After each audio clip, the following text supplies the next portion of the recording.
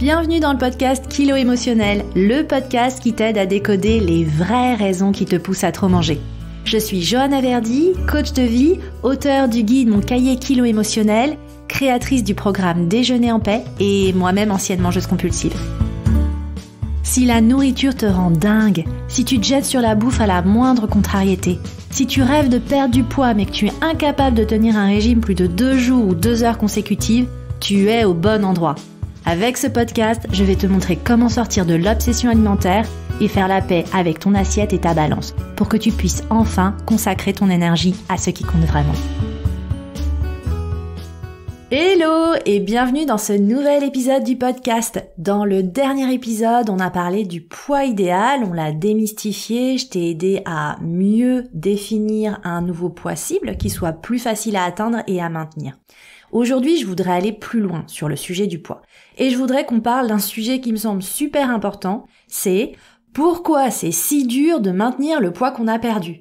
Parce que c'est vrai, on se donne tellement de mal pour perdre du poids, pour atteindre ce fameux poids cible, c'est quand même le sujet central de notre vie, et parfois, on y arrive.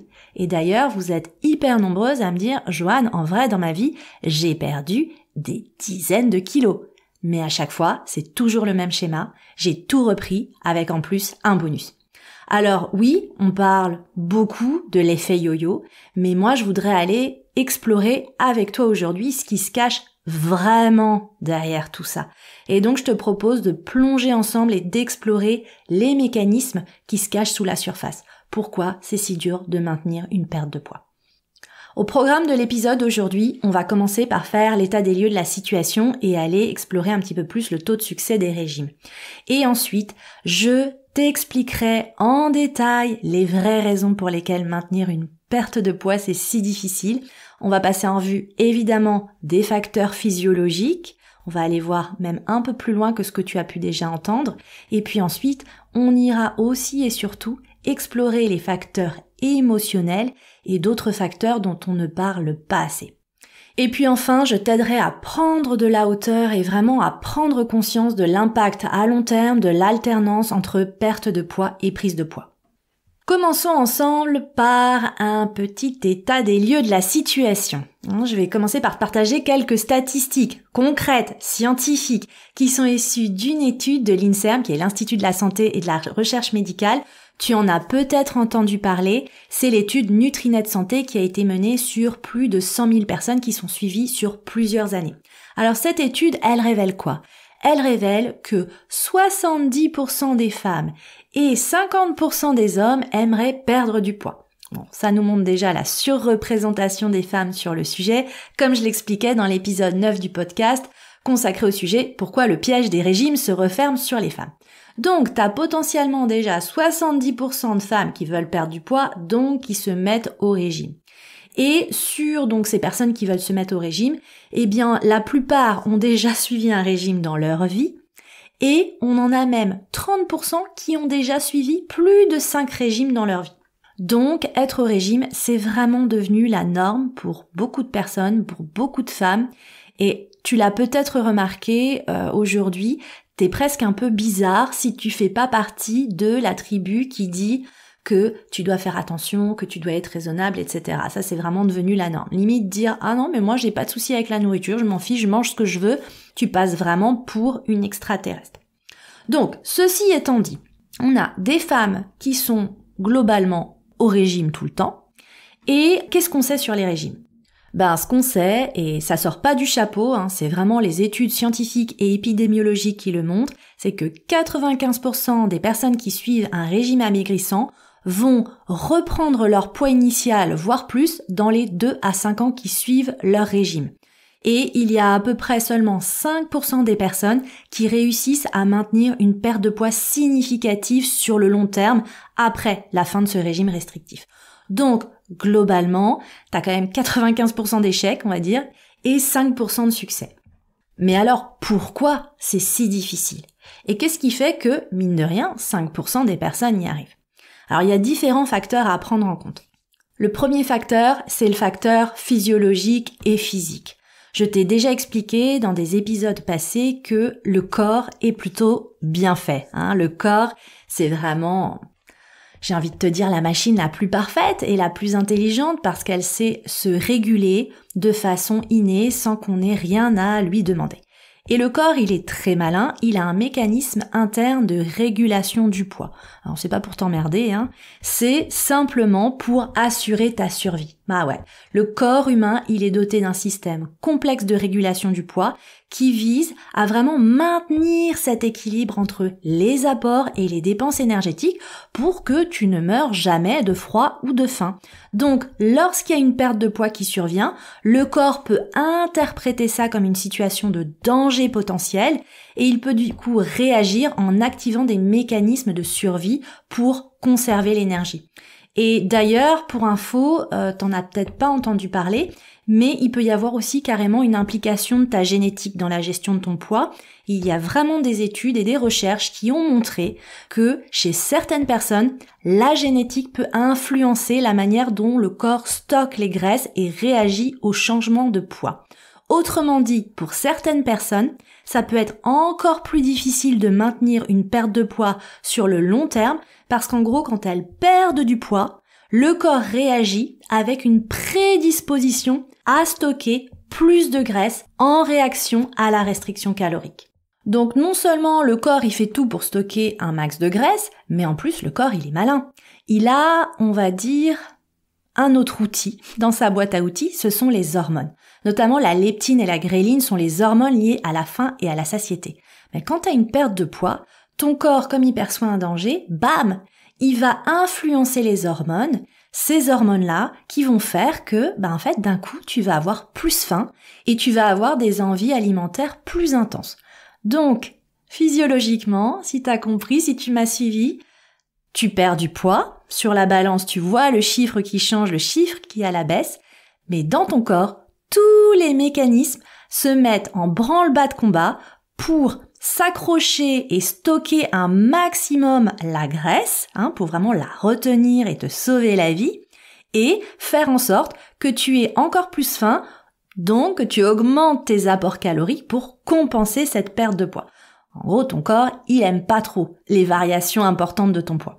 Et puis, en plus de ça, un autre outil à la disposition de notre corps, c'est que notre corps, en fait, il choisit aussi les priorités qu'il accorde.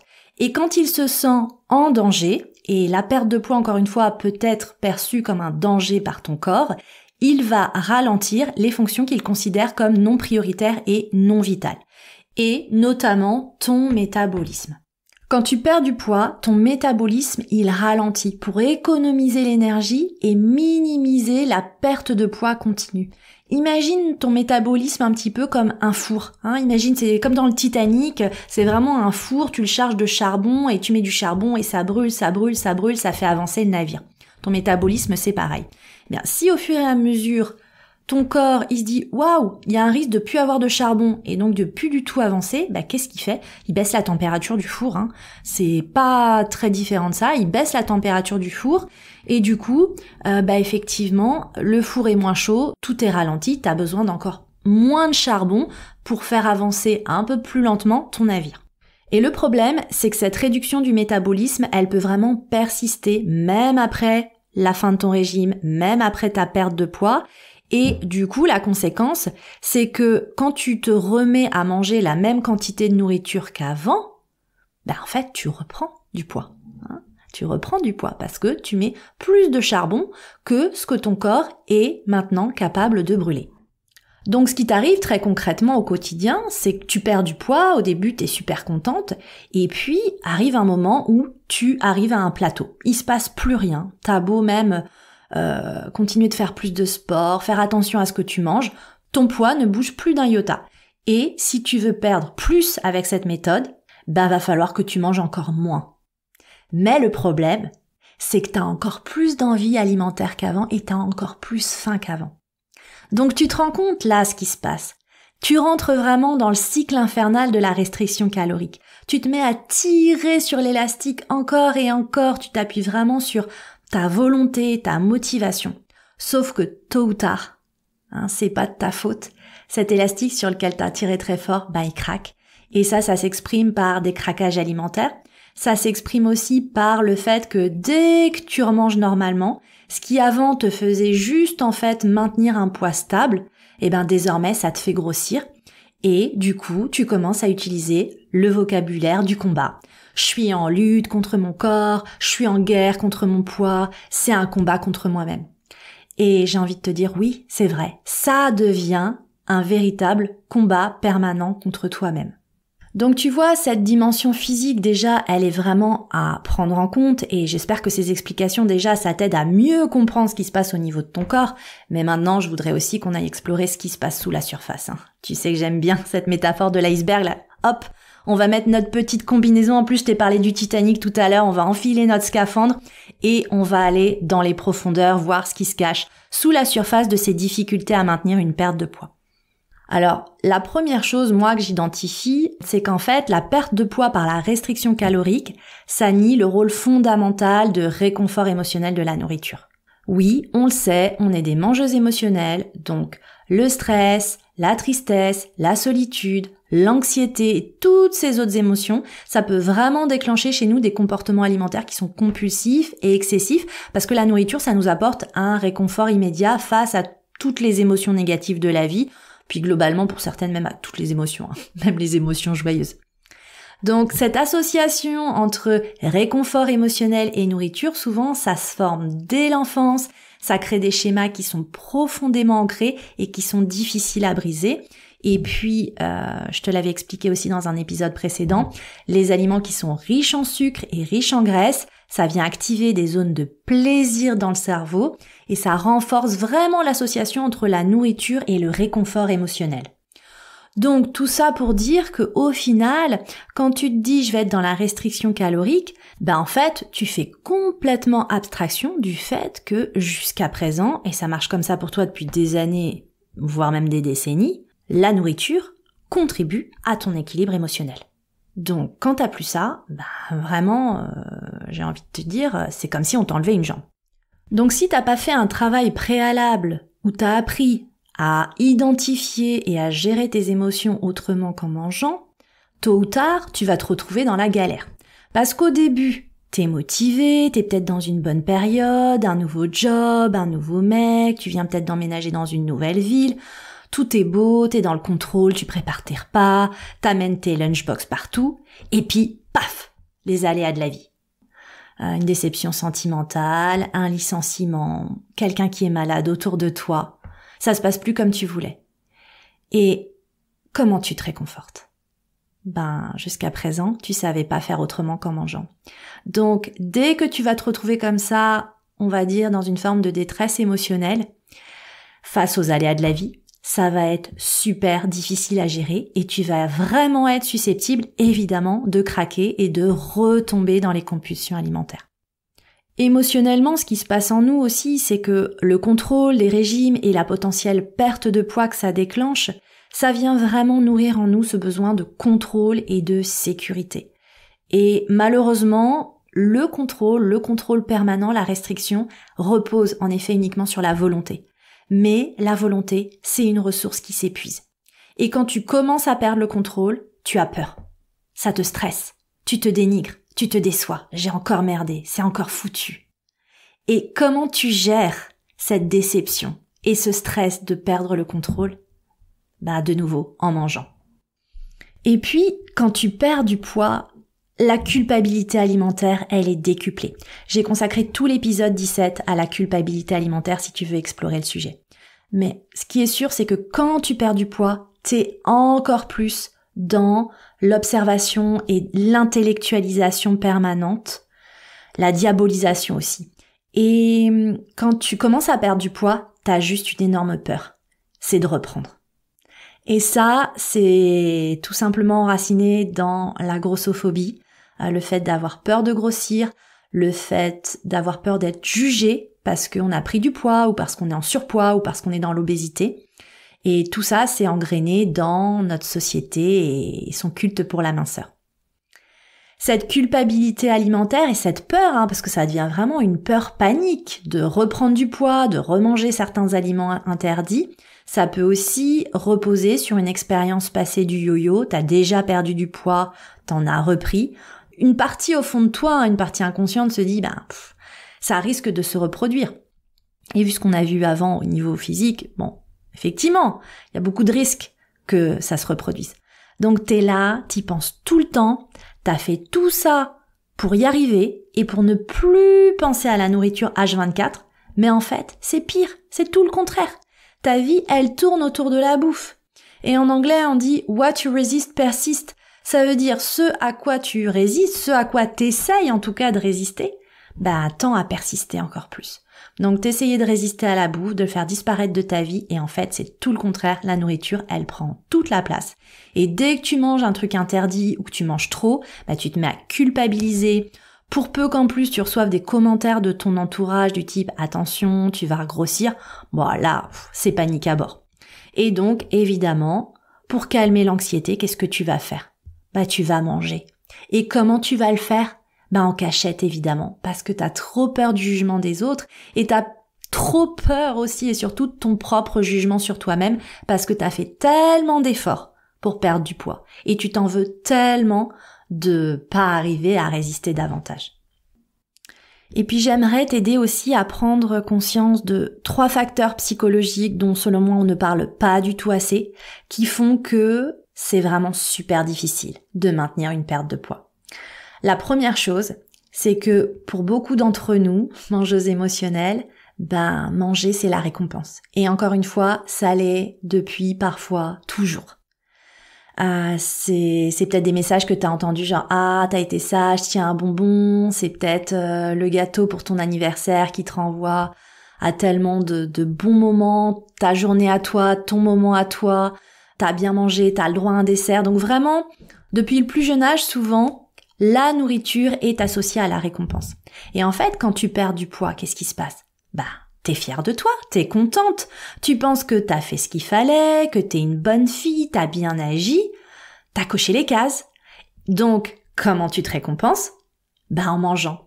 Et ça, c'est assez fou, je pense que tu l'as déjà vécu. Tu te pèses, tu prends du poids, t'es en bad et ça te fait manger encore plus. Tu te pèses, tu perds du poids, t'es aux anges. Et bizarrement, tu manges quand même plus que d'habitude. Donc si tu te poses la question de pourquoi je mange plus quand j'ai perdu du poids, voilà, c'est peut-être qu'aujourd'hui pour toi, manger est associé à la récompense. La deuxième chose dont on parle pas assez, c'est notre besoin d'appartenance. C'est-à-dire que quand tu viens d'une famille où le surpoids ou juste le fait d'être un peu rond, bien en chair, bien portant comme on dit, c'est quelque chose on va dire qui fait partie un petit peu de l'identité des membres de la famille, tu peux vraiment, on va dire, encapsuler une forme de rupture en perdant du poids ou en voulant perdre du poids. Et peut-être que quand tu perds du poids, t'as ta famille ou tes proches qui commencent à te dire « Oh là là, je te reconnais pas, t'es moins drôle qu'avant, arrête ton régime, c'est assez là, t'as assez maigri, tu sais, chez nous, de toute façon, tout le monde est bien en chair, ça sert à rien de maigrir, etc. » Et du coup, maintenir ta perte de poids dans cet environnement, ça peut vraiment devenir un défi. D'une part, si les gens sont pas sensibles à la perte de poids et pas animés par la perte de poids comme toi, et d'autre part, si les personnes de ton entourage ne comprennent pas les défis et les difficultés spécifiques liées au maintien de la perte de poids. Donc tu reçois pas toujours le soutien nécessaire, tu peux peut-être ressentir une forme de pression sociale ou de pression familiale, et du coup, pour être accepté, qu'est-ce que tu fais ? Tu manges. Si tu te sens pas soutenu, ça va être compliqué. Parce que rappelle-toi au bout du bout, pourquoi tu fais tout ça ? Pourquoi est-ce que tu veux perdre du poids ? C'est généralement pour être validé, aimé, accepté. Donc si quand tu perds du poids, tu reçois des messages de ton entourage qui te disent qu'en gros, ce que tu fais ça va pas, et que tu te sépares d'eux, et qu'ils ne te reconnaissent pas, et qu'ils, entre guillemets, t'aiment moins comme tu es, ton besoin d'appartenance va faire que, inconsciemment, tu vas te remettre à manger plus pour être comme les autres et pour continuer d'être accepté par eux.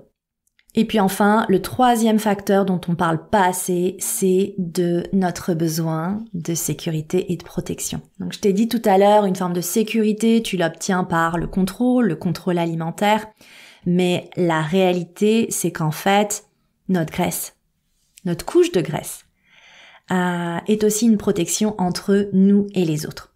Et quand on veut perdre du poids, souvent la motivation première, c'est qu'on veut se sentir belle, bien dans notre peau, porter les vêtements qu'on veut. Mais la réalité, c'est que souvent, quand tu commences à perdre du poids, en fait, tu commences à attirer les commentaires, les compliments, peut-être les regards dans la rue. Tu te rends compte que la perte de poids déclenche des jugements, le désir, et ça devient compliqué à gérer. Donc inconsciemment, tu peux te retrouver malgré toi à manger plus, à reprendre tes anciennes habitudes alimentaires toxiques, simplement pour reprendre le poids qui sert à te protéger de tout ça. Et ça, je pense que c'est vraiment un sujet central pour beaucoup de mangeuses émotionnelles et je t'invite à aller explorer l'épisode 6 sur les kiloprotections ainsi que l'atelier qui est disponible à la demande à prix doux sur mon site internet qui s'appelle aussi Kiloprotection, qui va vraiment te permettre de comprendre les vraies raisons qui te poussent à trop manger et les mécanismes d'auto-sabotage qui font qu'aujourd'hui, en fait, tu veux perdre du poids, mais en fait, une partie de toi ne veut pas perdre de poids. Donc tu vois, tu comprends un peu mieux pourquoi tu te retrouves malgré toi à enchaîner des périodes où tu perds du poids et puis t'en reprends. Puis d'ailleurs, ce qui est assez dingue, c'est souvent ça te prend 4-5 mois pour perdre, 5 kilos. Mais par contre, ça te prend 2 semaines pour les reprendre. C'est quand même fou. Et non seulement tu reprends tes 5 kilos, mais en général, t'en prends 1 ou 2 de plus. Donc ça, c'est ce qu'on appelle l'effet yo-yo. Et je pense qu'on parle pas assez des conséquences sur le long terme. Et je voudrais vraiment qu'on prenne le temps de s'élever maintenant. On était dans les profondeurs, maintenant on va s'élever dans les airs, on va prendre un peu de hauteur pour t'aider à prendre conscience des conséquences insoupçonnées à long terme de cette alternance entre perte de poids et prise de poids. La répétition de ces cycles en yo-yo, perte de poids, prise de poids, ça va faire une adaptation sur le long terme de ton métabolisme de base, et plus qu'une adaptation, c'est même une altération, et ça va rendre encore plus difficile la perte de poids dans le futur. Donc plus tu fais des régimes, plus tu perds du poids et t'en reprends, et plus en fait tu vas avoir du mal à atteindre ton fameux poids idéal, et ça va devenir aussi de plus en plus difficile de faire quelque chose de tout simple, qui est maintenir un poids stable. Et je sais que pour beaucoup d'entre vous, juste arriver désormais à maintenir un poids stable, ça devient déjà un vrai défi. Donc, sur le plan physique, c'est vrai que plus tu continues dans cette démarche, et plus les choses vont s'aggraver. Donc, c'est vraiment important de le dire. Et j'en ai parlé un petit peu sur les réseaux cette semaine, et j'hallucine toujours de voir les messages. Genre, je faisais 64 kilos, mon poids idéal c'était 60, et aujourd'hui, 10 ans plus tard, je suis à 75, ou je suis à 80, ou je suis à 90.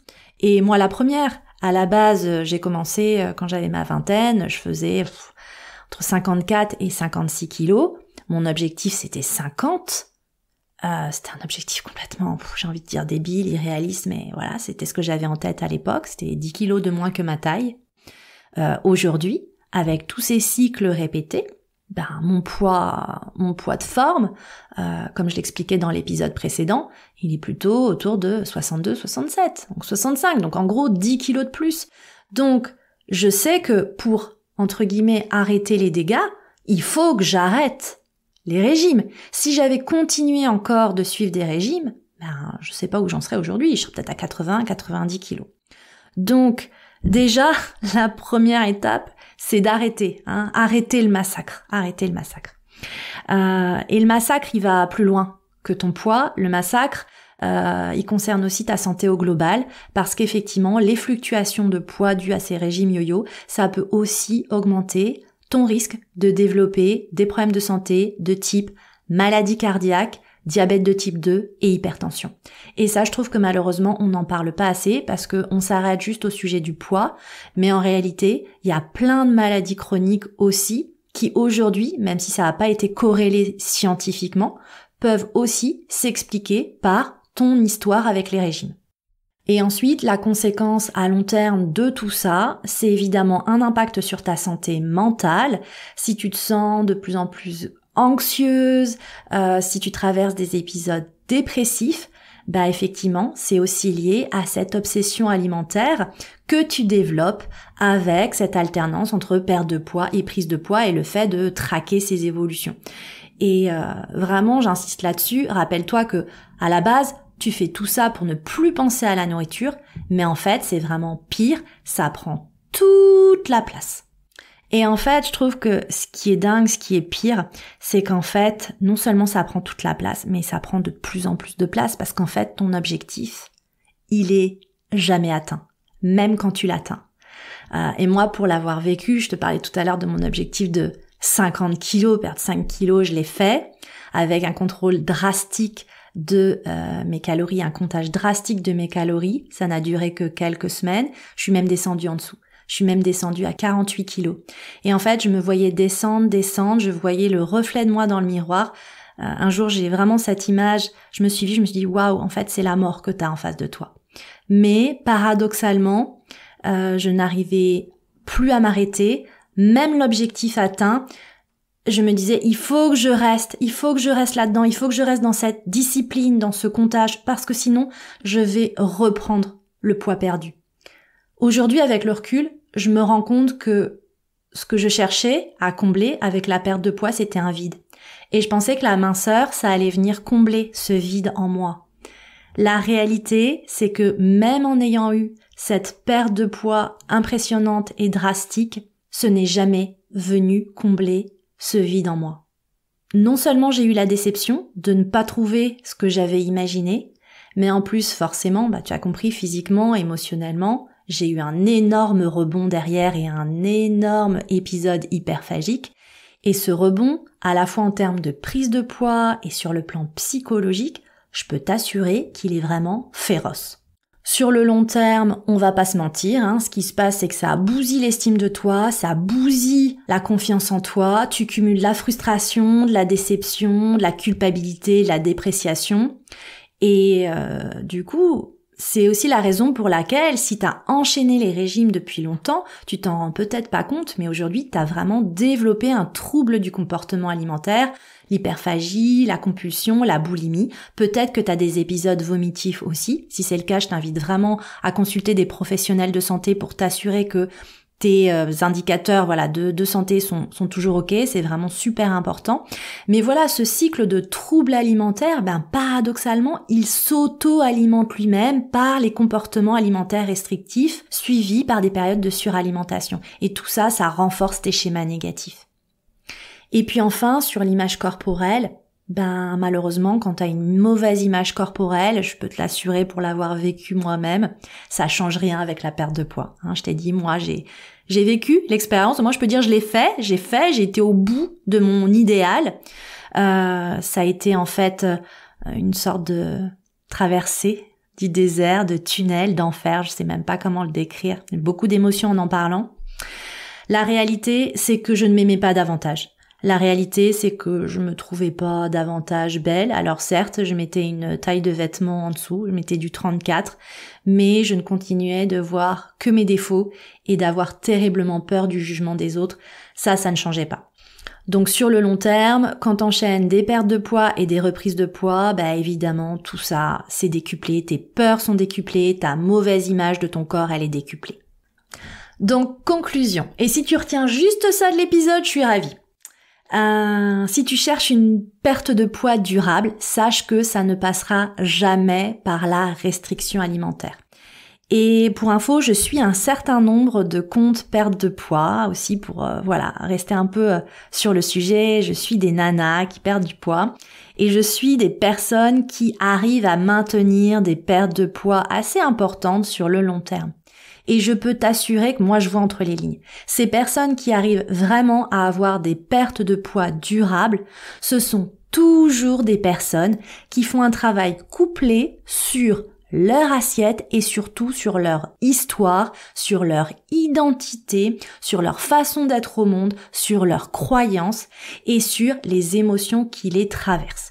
Et pour moi, tu vois, ça c'est mon autre lecture de la statistique que je t'ai partagée au début, les 5% des personnes qui arrivent à avoir une perte de poids durable dans le temps, ce sont des personnes qui travaillent sur ces deux piliers, le pilier alimentaire, retrouver les sensations alimentaires, et le pilier, j'ai envie de dire identitaire, émotionnel, qui tu es avec les autres, qui tu es avec toi-même. Si tu n'as pas les deux, malheureusement, ça va être très très compliqué de maintenir une perte de poids durable. Voilà, j'espère que cet épisode t'aura aidé à comprendre pourquoi maintenir une perte de poids, ça ne relève pas d'un manque de volonté, mais ça découle vraiment de multiples facteurs physiologiques, émotionnels, psychologiques et environnementaux. C'est franchement difficile, il n'y a pas de pilule magique, il n'y a pas de solution unique. C'est vraiment un travail profond à faire pour découvrir les vraies raisons de notre relation à la nourriture et les vraies raisons de notre perception de nous-mêmes dans ce monde. Et c'est exactement ce qu'on fait dans mon programme de coaching signature qui s'appelle Déjeuner en paix et qui redémarre 3 fois par an en janvier, avril et septembre.